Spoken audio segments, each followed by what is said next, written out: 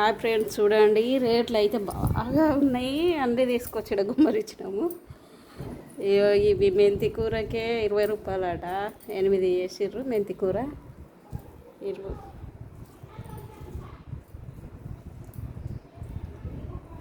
హెల్త్కి చాలా బాగా అన్నట ఇవి. మిరపకాయలు 50 రూపాయలకి కిలో, టమాటాలు ఏమో 70 రూపాయలకు 2 కిలోలు. మస్తు రేట్లు చెప్తుర్రు చూడండి ఫ్రెండ్స్. ఇక ఈ పుండి కూరనేమో 20 రూపాయలది 8 కట్ట.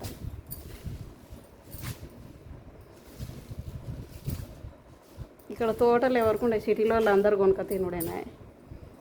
పాలకూరనేమో 20 రూపాయలకు 3 కట్టలు వేసిర్రు. ఇదేమో కొనగంటి కూర అన్నట. ఇది హెల్త్కి చాలా మంచిదట. 20 రూపాయలకు 3 ఇచ్చారు కొనగంటి కూర. పచ్చకూర వండుకొని తిన్నట్లే తినాలన్నట. ఇక కాకరకాయలేమో 30 రూపాయలకు అర్ధ కిలో.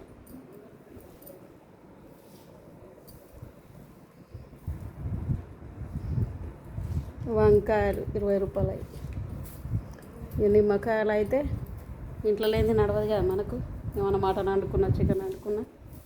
నిమ్మకాయలు 20 రూపాయలకు 4, 5 ఇచ్చి నేను లేను. నేను ఈ చేపలు అయితే 100 రూపాయలకు అర్ధ కిలో. ఇక్కడ 100 రూపాయలకు అర్ధ కిలో. చూడండి ఫ్రెండ్స్, ఇక్కడ చేపలు మామనాల.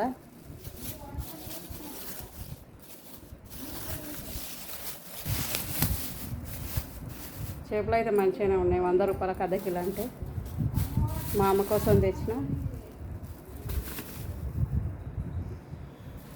ఈ కలిమాకు చెట్టు పెట్టిరు కానీ అలా చెట్టు ఇంకా పెద్ద పెరుగుతలేదు. సువాసన మంచిగా ఉందని తీసుకొచ్చిన నేను. కొత్తిమీర, పుదీనా,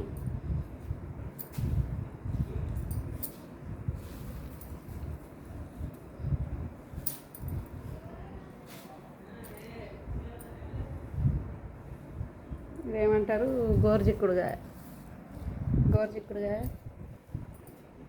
టమాటాలు, ఇవి పచ్చి చింతకాయలు. మనం పప్పులు వేసుకుంటే చాలా బాగుంటాయి. చట్నీ నూరుకున్న చాలా బాగుంటుంది. ఇది పచ్చి చింతకాయలు అయితే చిన్నప్పుడు మా అమ్మ చేస్తుండే. అమ్మ నాకు చిన్నప్పుడు చేసి పెట్టినట్లు చేసి పెట్టవా చట్నీ, నువ్వు చూపి ఖాళీ ఏమేమి చేయాలి అనేది. మేము గ్రైండర్లో పట్టుకొని తింటాం. అంటే తెచ్చుకో అన్నది, తెచ్చిన. చట్నీ వేయించుకొని తినాలి మా అమ్మతోటి. మా అమ్మ ఏమేమి చేసి పెట్టిందో చిన్నప్పుడు అవన్నీ మా అమ్మ చేత వేయించుకొని తిని రావాలి తృప్తి. అదొకటి నాకు ఈ మాబ్నార్ వస్తే. అయితే ఇది కూడా ప్రైడ్ బాటలు తీసుకొచ్చినాము. మా అమ్మనే డబ్బులు ఇచ్చి తెచ్చుకోపోరు ఏం కావాల్సి అవి అని అంటేనే మార్కెట్ అట్లా యూట్యూబ్ చేస్తాను పోయినా తీసుకొచ్చిన. అయితే ఈ తలకాయ మటన్ కొట్టించుకురామన్నది. దీనికి ఒక్కదానికి 600 ప్లేట్. చూడండి, 2 తలకాయలు తీసుకొని కొట్టించుకొస్తే. ఇగో పెరుగు ప్యాకెట్, మా అమ్మకు పెరుగు కావాలి. పాలు, ఇంకో ఇది ఒకటి అర్ధ కిలో మటన్.